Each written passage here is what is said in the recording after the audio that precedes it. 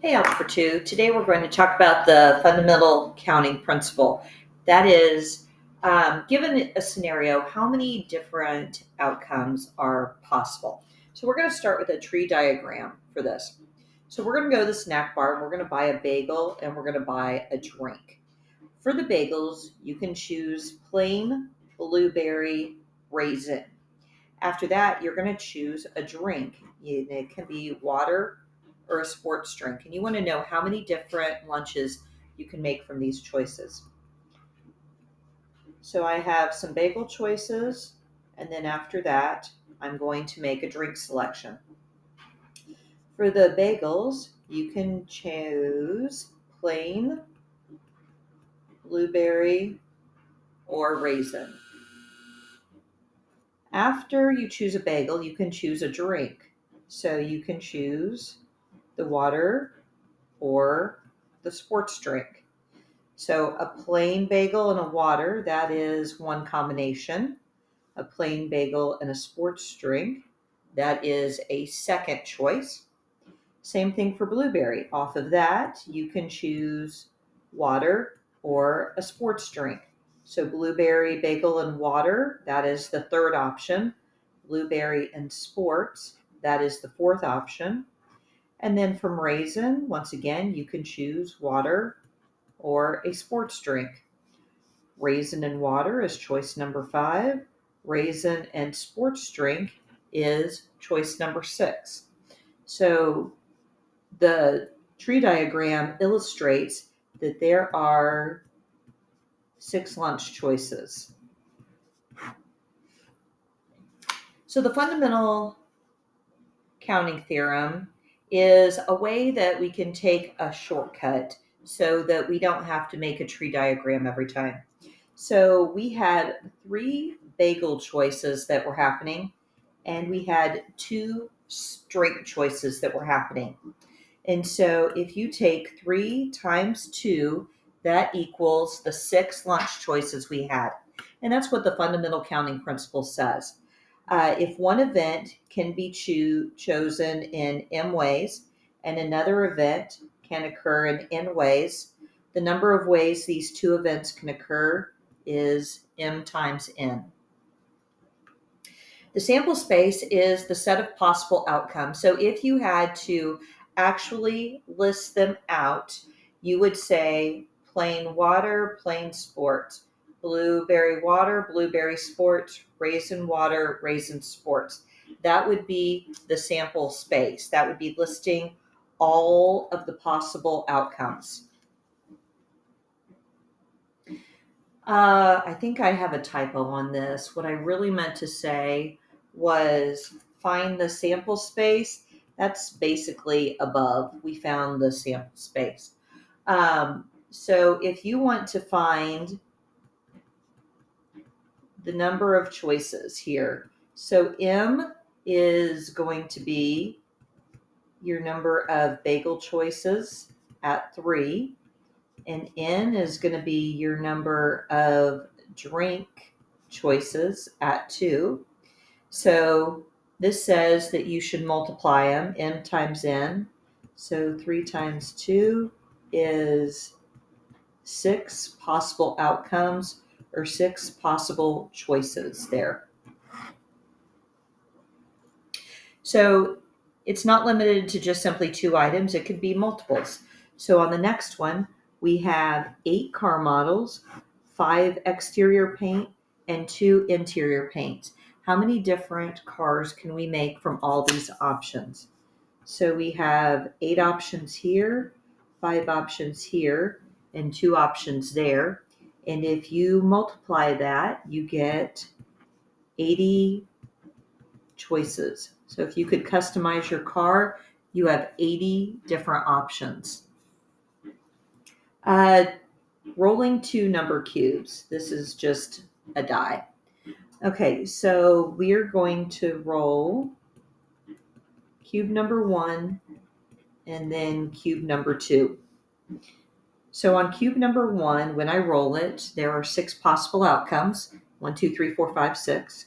And on cube 2, there are also 6 possible outcomes.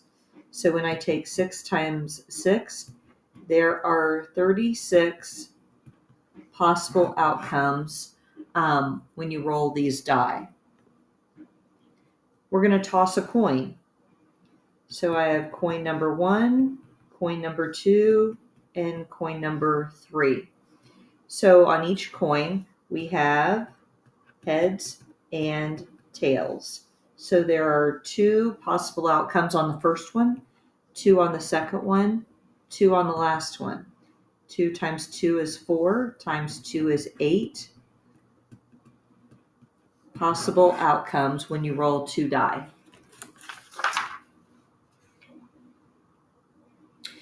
A math club is going to be electing some officers.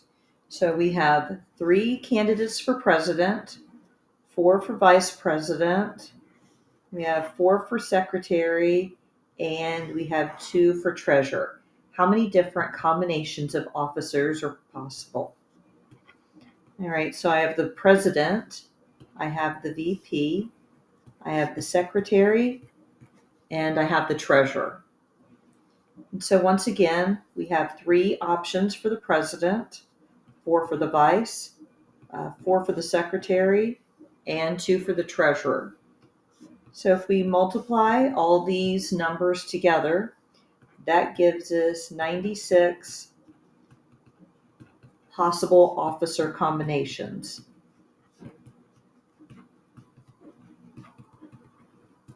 So that's why it's good to know how to do the formula, because if we were to make a tree diagram, it would go on forever and that would be really big. And we don't want to do that. All right, so now we're going to involve a deck of cards. So we went ahead and put cards on here to try to help you know what they look like. All right, so all of the diamonds are red and all of the hearts are red. So every single one of these cards is red and every single one of these cards is red. So we have 52 total cards in a standard deck. Ace is like the 1. So we have 1, 2, 3, 4, 5, 6, 7, 8, 9, 10, 11, 12, 13. So we have 13 cards in each suit. So the diamonds, the clubs, the hearts, and the spades, these are what we refer to as the suits. And so we have 13, 13, 13, 13. We also end up talking about the aces. So we have the ace of diamonds, clubs, hearts, and spades here.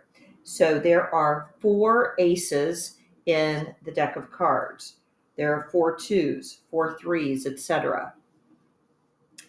The jack, the queen, and the king have pictures on them. And so these are what we call the face cards.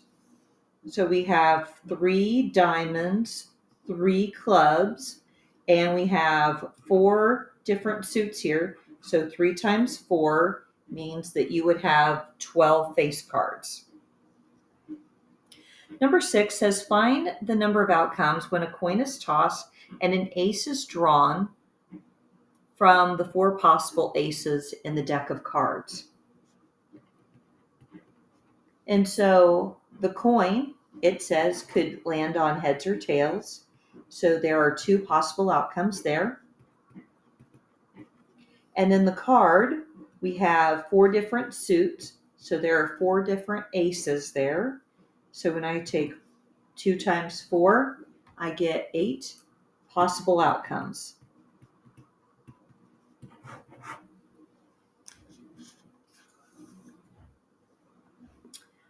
All right, then the last one is about computer passwords. So I'm going to have a 3-digit followed by 4 letters, and repeats are allowed.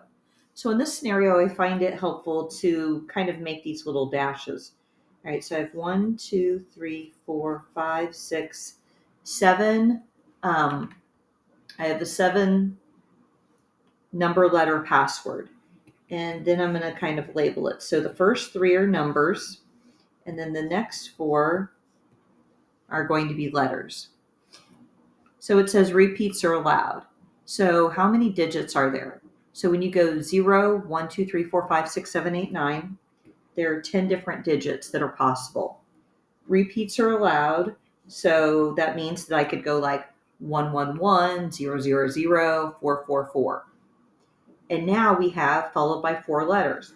So we know that there are 26 letters in the alphabet. So and repeats are allowed. So it would be like, I could go 1, 1, 1, A. That is legal. Or you could jumble it all up. So how many different passwords are possible? So you're going to multiply this using the fundamental counting theorem. And when you do that, I have 4, 5, 6, 9, 7, 6, 0, 0, 0. Let's see, hundreds, thousands, millions. 456,976,000 possible passwords. So the next one seems like the same question, but it's definitely not. This one clarifies and it says, okay, now no repeats are allowed. So I have 1, 2, 3, 1, 2, 3, 4. So it still goes number, number, number, letter, letter, letter, letter. So if no repeats are allowed, that means that I can't go 1, 1, 1 anymore. So I still have 10 starting, but if you use the 1, then you can't use it right here. So that means you're down to 9 options. Maybe I use the 1 and the 2. So now you're left with 8 numbers left. For the alphabet, you start off with all 26. And then if you use the A here, you can't use it here. So now you're down to 25 options. Maybe I went A, B. Now I'm down to 24 options. And then 23 options. So I'm going to multiply all these numbers together. And when I do, I get 258,336,000 possible passwords. And that is how we use the fundamental counting theorem.